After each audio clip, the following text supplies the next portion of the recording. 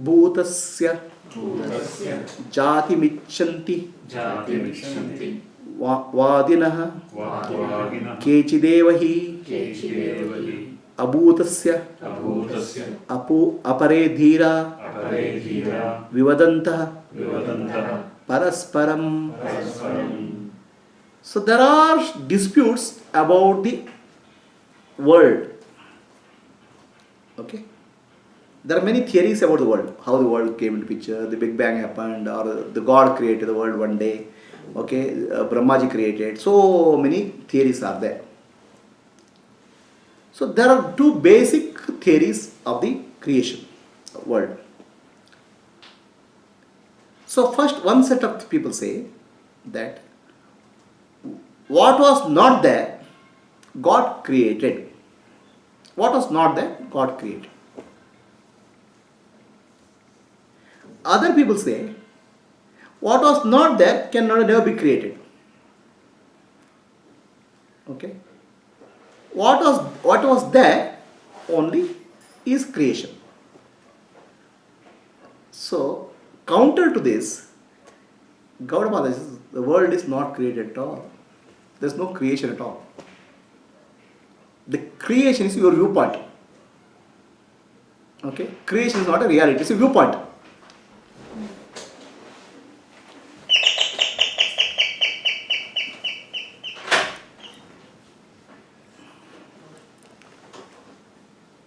So, it's a viewpoint because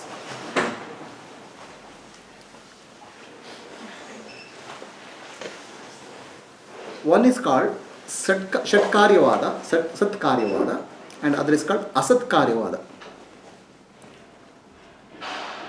Okay, now let us take an example. A clay pot, you make a clay pot. Okay. So clay pot is there. Now is clay pot created?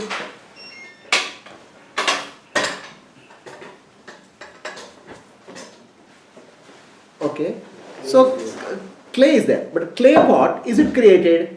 So if it has to be created, clay pot was not there, it has to be created. What was not there, how can you create it? Okay. So that is called, what was not there is created, called Asat Karyavada. What was not there is created. It's called Asat Karyavada. How can you create something which is not there? What is there is, this person say, you say there's a pot. I'll say it's only mud. There's no creation. Okay. Just because a name and form is given, it's not creation. It is just mud is there. There's nothing is created. What was not there cannot be created. Then what is there is appearance. So this is called Asatkaryavada. Then somebody says Satkaryavada. Oh, there is a mud, there's a pot in the mud earlier. The pot was hidden in the mud. It is only given shape. Okay. So the pot has mud in its, mud has a pot in it. So the already pot was there. So you have given a shape. That's why it is. So how something which is there can be created again? That is also not possible. Okay. What is there is mud only. You are giving some name and form to that, but ultimately it is the mud only. Okay. So coming to our basic hypothesis, basic understanding, Brahman is Nirakara. Brahman is Nirguna, Nirvikalpa, and Ananta. Okay. So if you say the world is there, so something parallel to the Ananta has to be there. The infinity, anything other than infinity is not possible. Right? Anything other than infinity is possible. Then two infinities are there. Two infinities is not possible. Now only one infinity is there, then something else is appearing. Okay. So did this infinity got modified to appear like that? The infinity got modified, then there is no meaning of infinity. Nirakara, Nirvikalpa, there is no meaning for that.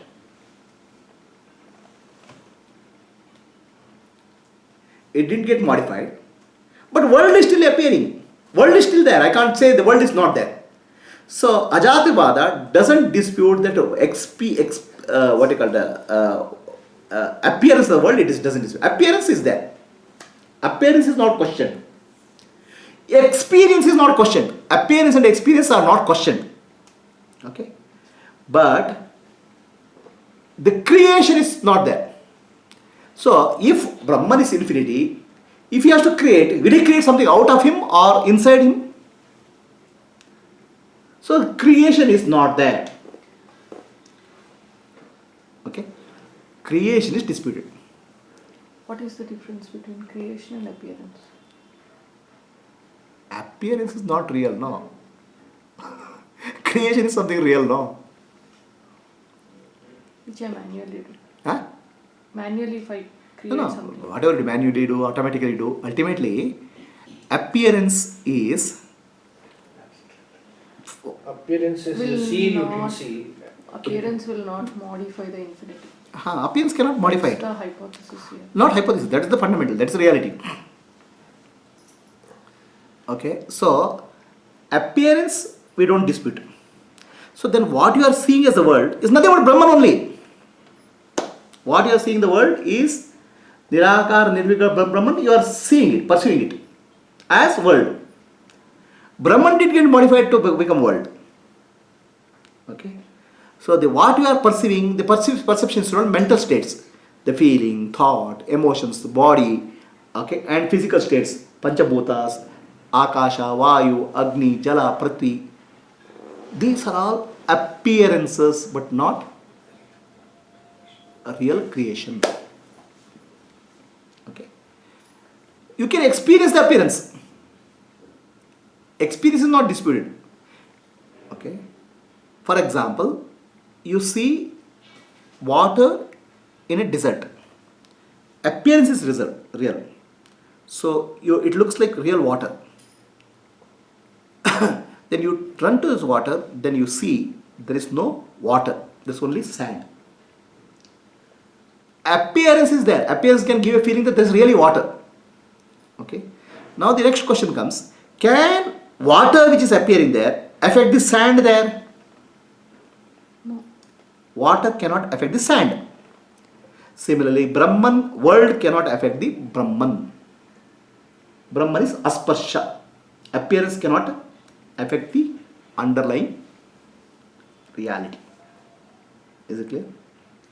So the appearance is a part of Brahman and No, it's not a part. Brahman has no part. appearance is in Brahman. There's no in and out for Brahman.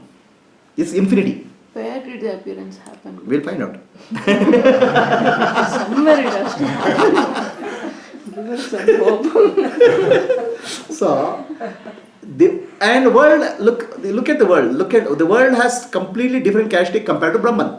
The world has birth, growth, decay, and death. Brahman, by definition, no birth, no growth, no decay, no death. Brahman is infinity. So, two opposite things we are seeing. Now, there are no two opposites possible. There is no duality possible for Brahman because Brahman is said Advaita, non-dual. Brahman is said infinity. There is no two infinity possible. Only one infinity possible. If there are two infinities, it's a contradiction. Brahman has no parts, but world has everything as a part. No, there's a part. This is a building. That is a building. Everything is a part. So the world is just an appearance in the Brahman. Appearance cannot affect the Brahman. You said appearance in Brahman. World is an appearance of Brahman. Okay. But for who? Okay, we'll find out. So, appearance of Brahman. Okay. The world cannot affect Brahman as another thing. Right? A snake which is appearing in the rope cannot affect the rope at all. It affects me, no? Huh? Yeah. got it. Right? This is because all of us are struggling in life. I am suffering. The I am part is Brahman, Atma. It can never suffer. So to remove the concept that I am suffering, I am happy, I am born, I am dying, that I am real, I am is Atman, real I am is Brahman. Now you are superimposing suffering, happiness, unhappiness, all your life you are struggling for enlightenment to remove the suffering for the Atma, I am, which is not possible because there is no suffering for that. Do you understand? Enlightenment means I want to get rid of suffering. For whom? For me. Who is you? Atma. For Atma is asparsha. Atma nothing can touch. The snake cannot touch the rope. So I am suffering. Okay. So, Then who is suffering? Suffering is suffering, I am find out. Brahman we know this. We don't. There is no need to tell about I'll Brahman. tell you. I'll make clarify. He is chilling out there. Why you talk about Brahman? So the entire spiritual sadhana for removing ignorance, removing adnana, and removing the suffering from Atma, the self, is not real. Because appearance can never touch the reality. Reality has never become appearance also. Who is touching who?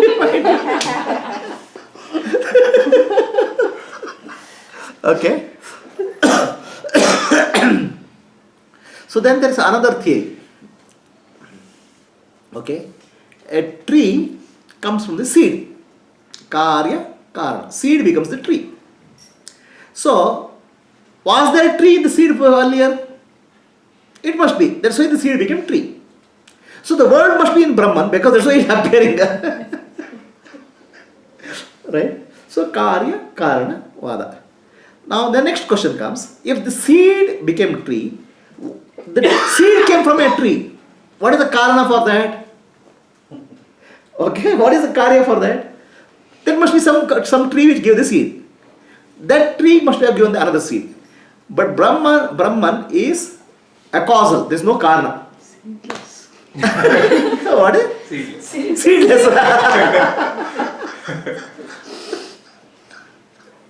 So, the Karika also you cannot trace. Then you say Brahman created the world.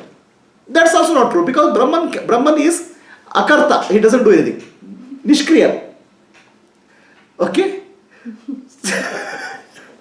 So, then what you can say is about the world.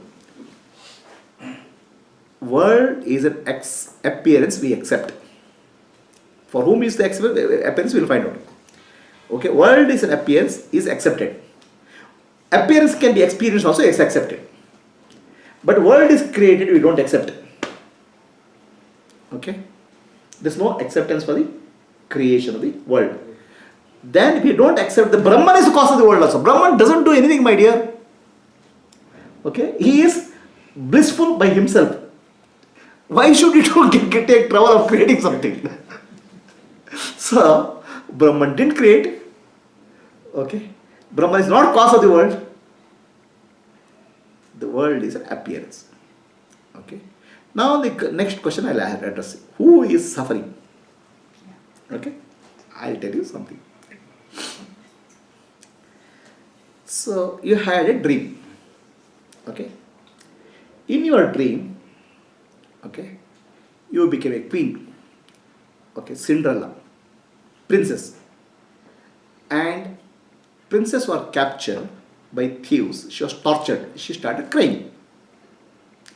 Now, who is suffering here? The dream character. Is it real? For the dream character. For the dream character, it's real. That we accept. Experientially, it's real. But is dream character real? There is no dream character, it's not real. Depends from whom, which point of view you are asking. Always we are speaking from Asparsha, Brahman point of view or Advaita point of view. But when she wakes up, she must still cry.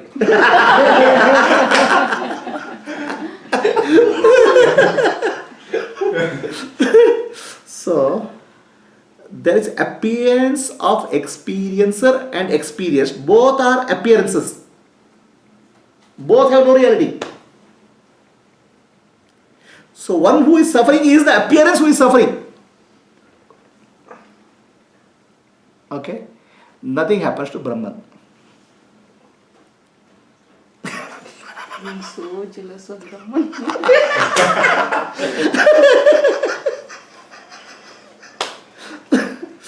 appearance is suffering. Okay, now let us find out. How did the dream appear? We'll find out. Okay, whether dream appeared at all, we'll find out.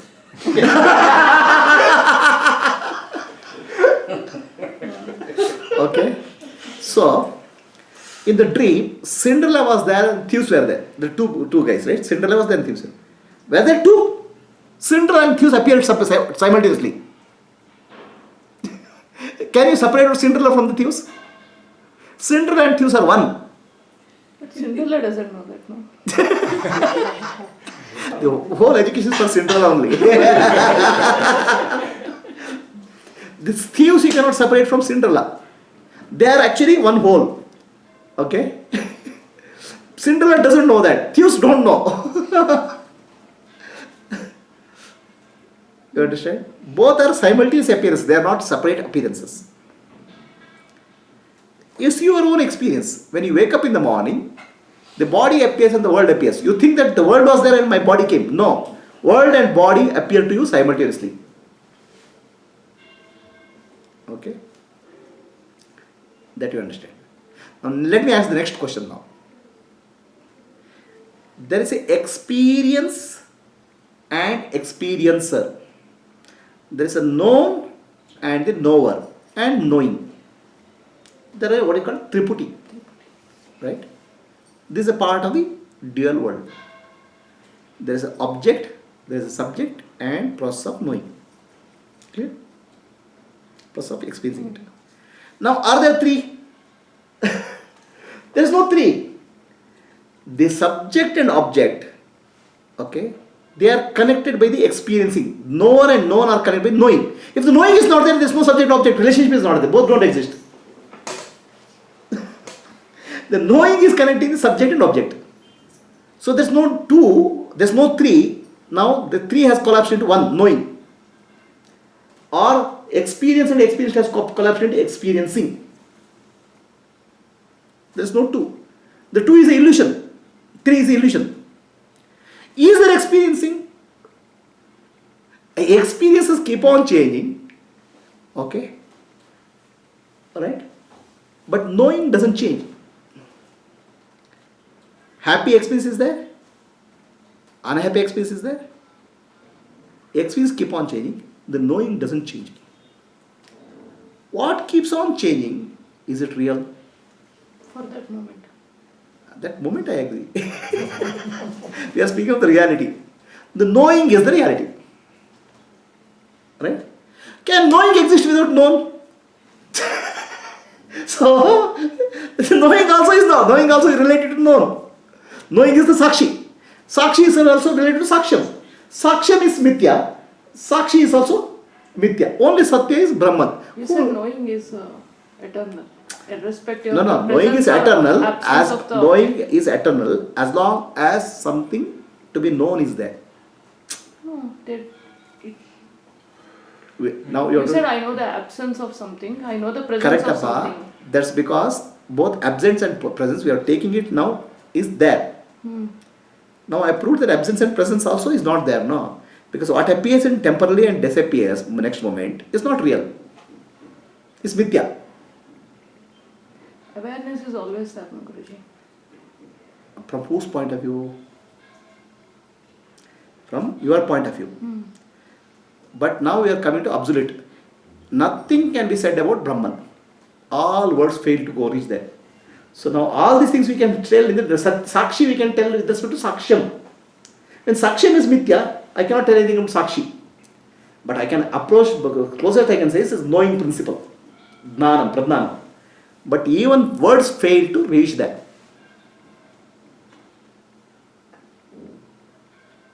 So you're saying even knowing principle is mithya. Knowing principle is Satya as long as there is a Mithya. Yeah. When mithya disappears, there is no knowing principle. Then there is nobody to say anything about the knowing principle. Okay? You cannot say any word about Brahman. All these are only pointers. Right? That's why it is said that yato vacho nivartante. Words cannot reach there. But words will reach to a point where we can explain to you what is happening.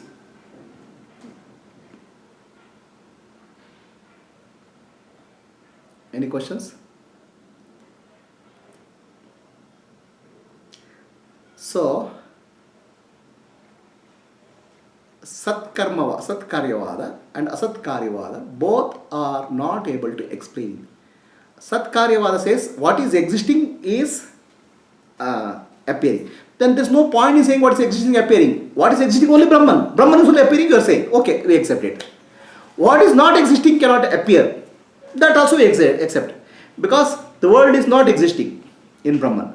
It cannot appear. That's why Brahman is there. Both dualistic viewpoints are going back to Advaita viewpoint. Brahman alone is the reality. Are you clear?